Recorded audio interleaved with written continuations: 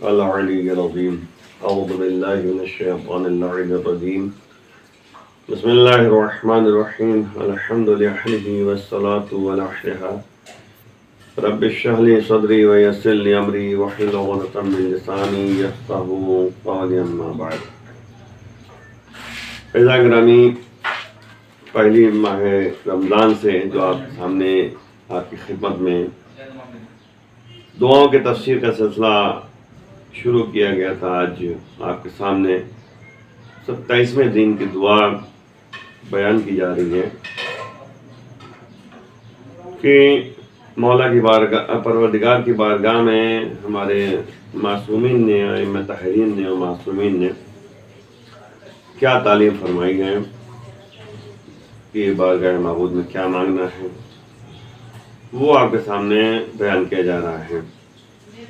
تو دعا بہرحال یہ کہتے کہ آپ نے کیا ہے اور 26 دن تک دعا کی ہے آپ نے، اور میں عام طور پہ ایک جملہ کہتا ہوں جو قرآن کا جملہ ہے کہ ادعونی استجب لکم، پکارو تو صحیح میں تمہیں جواب دوں گا۔ یعنی اللہ انسان کو جو ہے حکم دے رہا ہے کہ تم دعا مانگو۔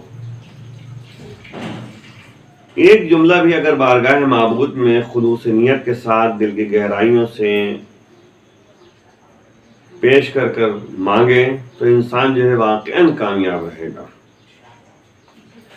دیکھیں 27ویں دن کی دعا آپ کے سامنے بیان کی جائے۔ بسم اللہ الرحمن الرحیم، اللہم ارزقنی فیہ فضل لیلۃ القدر وسیرنی اموری فیہ من العسر الی اليسر واقبل معاذیری وحط عنی الذنب والوزر یا رؤوف لعبادہ الصالحین۔ آپ اس میں غور کریں گے، جو باتیں ہمیں متوجہ کی جا رہی ہیں، ایک تو سب سے پہلی بات یہ ہے کہ اللہم ارزقنی فیہ فضل لیلۃ القدر، پالنے والے بار الہ اس مہینے میں مجھ کو شب قدر کی فضیلت عطا کر۔ دیکھیں یاد رکھیے، ماہ رمضان میں انا انزلناہ فی لیلۃ القدر، اللہ کہہ رہا ہے کہ ہم نے قرآن کو شب قدر میں نازل کیا، اور شب قدر کی اتنی فضیلت ہے کہ آپ غور کریں کہ تنزل الملائکۃ والروح فیہا، یعنی اس شب قدر میں ملائکہ نازل ہوتے ہیں، جبرائیل امین آتے ہیں اور سلامتی کا پیغام لے کے آتے ہیں یہاں تک کہ صبح تک، یعنی شب قدر کی اہمیت ہے۔ اور یہ شب قدر یہ ہے کہ لیلۃ القدر خیر من الف شہر، یعنی 1000 مہینوں سے بہتر یہ شب قدر ہے۔ یعنی اس شب قدر میں، اگر شب قدر میں آپ نے جو ہے اعمال انجام دیے اور احیاء شب قدر کیا، رات بھر جاگے، تو آپ کو 1000 مہینوں کا ثواب ملے گا، اس سے بہتر ہے۔ اور سب سے اہم مسئلہ یہ ہے کہ شب قدر کی اہمیت کو درک کرنا ہے۔ اب یہ بہرحال طے نہیں ہے کہ کون سی شب قدر ہے۔ شب 19، شب 21 اور شب 23، یہ 3 شبیں جو ہیں عام طور پہ علماء نے پیش کیا ہے، جس میں شب 23 کو جو ہے اہم شب قرار دیا ہے۔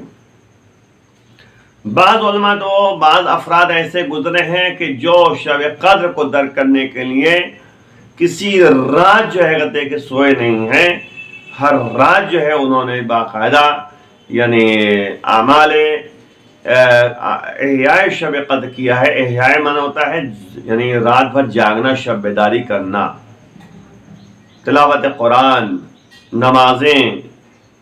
تو بعض افراد ایسے ہیں کہ ایک شب قدر کو، جس کی بہرحال جو ہے اہمیت اتنی زیادہ ہے، اس کو درک کرنے کے لیے وہ راتوں رات جاگتے تھے۔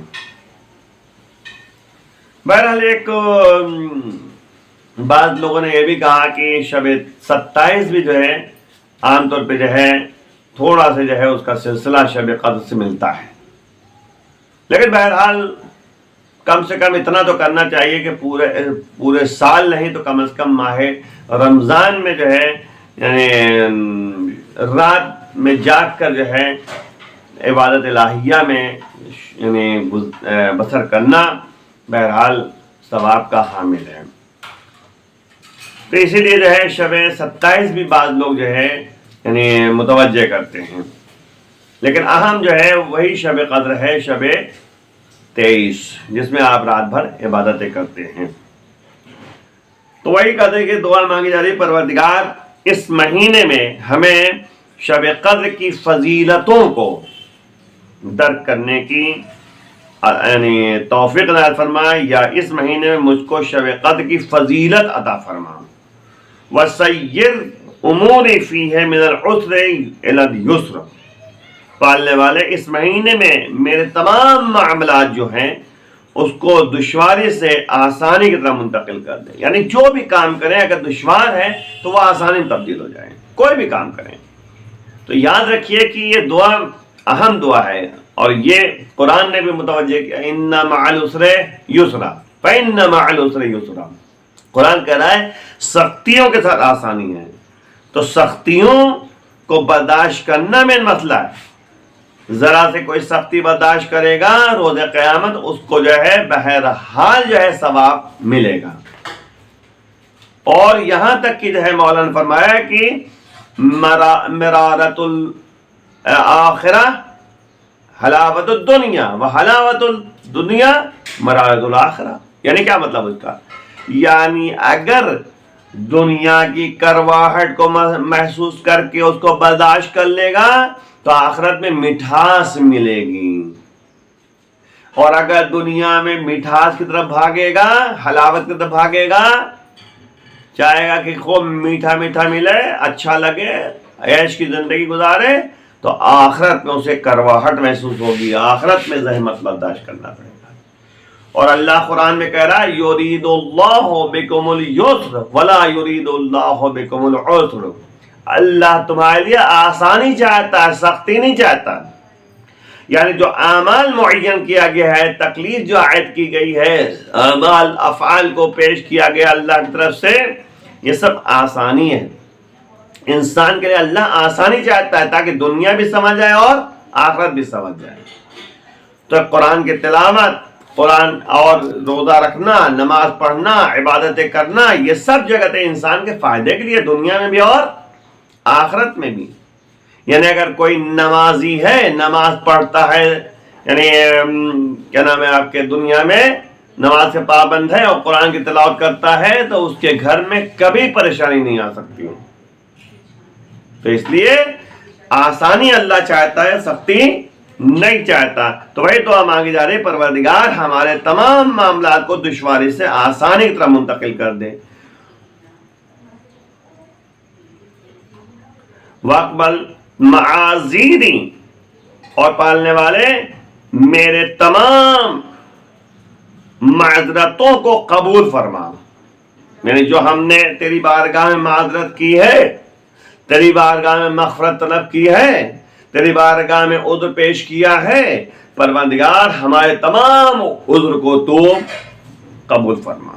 دیکھیے عزیزوں، بہرحال اب تو 27ویں دن کی دعا ہے، یعنی یوں سمجھ لیجیے آپ کے پاس جو ہے 27 کو ملا کر 4 دن ہے۔ اب 4 دن آپ کے پاس ہے تو پھر بھی، کیونکہ اس مہینے میں جو معاف کر دیا جائے گا، رحمتوں کا مہینہ، برکتوں کا مہینہ، مغفرت کا مہینہ، تقویٰ کا مہینہ، تو اس میں جو ہے انسان کو پھر بھی ابھی 4 دن موقع ہے کہ انسان یعنی اس رحمت سے اور اس برکت سے جو ہے فائدہ حاصل کر سکے۔ اس مبارک مہینے کو واسطہ قرار دے کر بارگاہ معبود میں معذرت کرے، عذر پیش کرے، اور ہو سکے تو ایک لسٹ بنا لے انسان تنہائی میں بیٹھ کر کہ آخر کیا کیا جو ہے انسان اللہ کی بارگاہ میں عذر پیش کر سکتا ہے۔ کیونکہ کوئی ایسا دن نہیں ہے، روایتیں کہتی ہے کہ اگر ماہ رمضان میں کوئی بخشا گیا تو کوئی ایسا دن نہیں جس دن وہ بخشا جائے، سوائے یہ کہ جو ہے 9 ذی الحجہ کو روز عرفہ ہے، اس میں جو ہے بہرحال کچھ امید لگائی جا سکتی ہے۔ تو آپ دیکھیے کہ پروردگار کے بارگاہ میں وَحُطَّ عَنِّ الذَّنبَ، پروردگار میرے گناہوں والوزرا اور میرے بوجھ کو جو کاندھے پر ہے اسے اتار دے، یا رؤوفا لعبادہ الصالحین، اے نیک بندوں پر مہربانی کرنے والا مہربان۔ تو یاد رکھیے گا عزیزوں، بات طے ہے کہ ایک عذر ہے اور گناہ ہے۔